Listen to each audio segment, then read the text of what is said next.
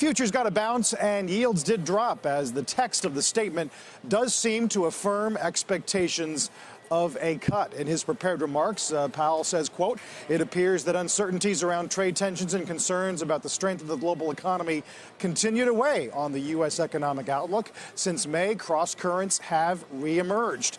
It was almost a year ago today, July 18th, 2018, that the president first levied his criticism against the chair in an interview on CNBC. I'm not thrilled. Because, you know, we go up, and every time you go up, they want to raise rates again. And I don't really, I am not happy about it. But at the same time, I'm letting them do what they feel is best. But I don't like all of this work that goes into doing what we're doing. Since then, dozens of tweets and quotes going back to the fall, obviously. Things like, "Are you listening, Fed?" They don't have a clue. We'd be thousands of points higher on the Dow like a stubborn child. Blew it.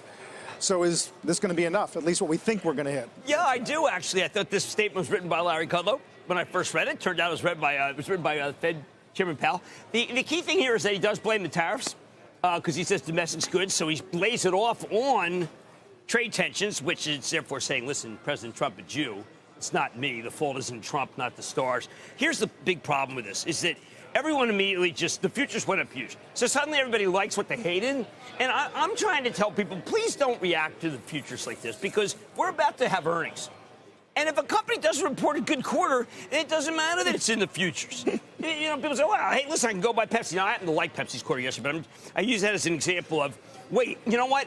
I now like Micron. I hated Micron yesterday. I mean, Powell has nothing to do with Micron. Now, it does have to do with trade tension. Yeah. What do you think of that? I think that makes sense. We're moving into the reality of earnings season, which is a lot easier to probably ascertain than is which way things are going to go between the U.S. and China at this point. And so we're going to be focused on earnings. Obviously, we'll continue to focus on Chair Powell today and his testimony, see if we get anything else, particularly in light of course, the year's worth of criticism he's received from the president. What is the response? You see the gray hair? Yeah. He has much more gray hair. He had gray hair when he started. Now he has much more gray hair. That's why Trump picked him. He liked the gray hair, remember?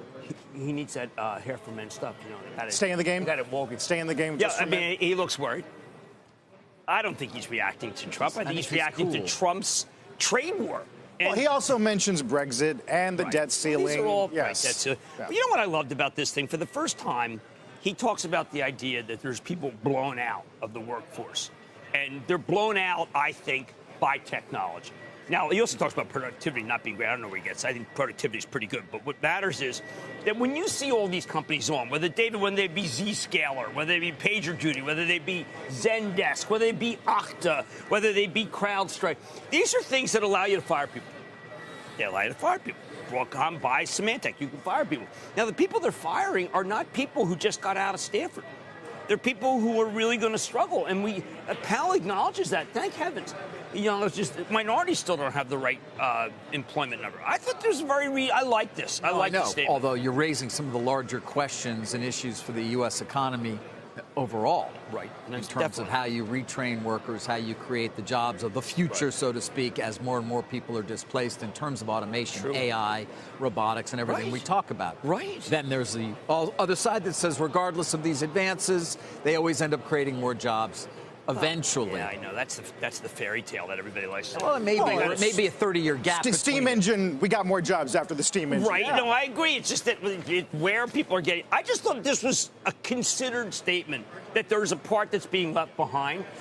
Look, I think you can get a job anywhere, but you might not be able to get a job that's equal to your skills. Maybe that's just the way it is.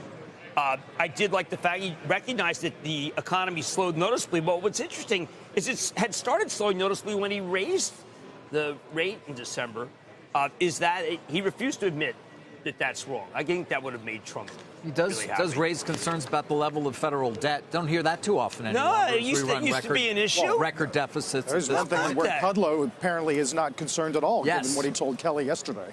King dollar. I do like, look, this is what the market really wants. It wants, if it continues to get weak, we're gonna cut rates, and people love that. And remember how many people sold stocks because the yield curve got inverted? That was another stupid parlor game. If he cuts rates, so the yield curve is not inverted, then people come in and they buy the stock market thousands of points higher.